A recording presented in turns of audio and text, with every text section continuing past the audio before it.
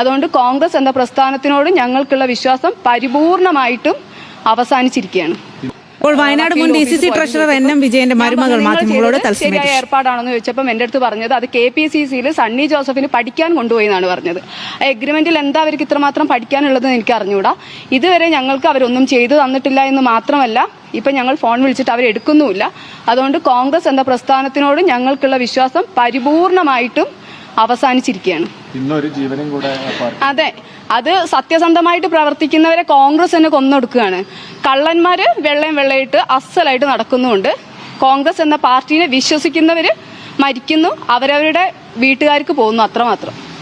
കോൺഗ്രസ് എന്ന് പറഞ്ഞ പ്രസ്ഥാനം, കോൺഗ്രസിലെ കുറച്ച് ആൾക്കാരെ എനിക്കിനി വിശ്വാസമില്ല. ആ പാർട്ടി ഒന്നും ചെയ്തു തരുന്നും പറയുന്നില്ല. അവരുടെ ഔദാര്യവും ഞങ്ങൾക്ക് ആവശ്യമില്ല. കാരണം ഞങ്ങൾ അനുഭവിക്കാവുന്നതിന്റെ പരമാവധി അനുഭവിച്ചു കഴിഞ്ഞു. എന്റെ ഭർത്താവ് എന്നൊരു രോഗിയായി മാറാൻ കാരണം പോലും ഈ കോൺഗ്രസ് എന്ന് പറഞ്ഞ പ്രസ്ഥാനമാണ്. 2.5 കോടി. പരാതി മുഖ്യമന്ത്രിക്ക് ഒരു പരാതി കൊടുക്കണം എന്ന് ഞങ്ങൾ വിചാരിക്കുന്നുണ്ട്. ആളിപ്പോഴും ഹോസ്പിറ്റലൈസ്ഡ് ആണ്. ഹസ്ബൻഡ് വന്നിട്ടില്ല. വന്നതിന് ശേഷം മുഖ്യമന്ത്രിനെ പോയി കാണണമെന്ന് വിചാരിക്കുന്നു. ഒരു പരാതി കൊടുക്കണം.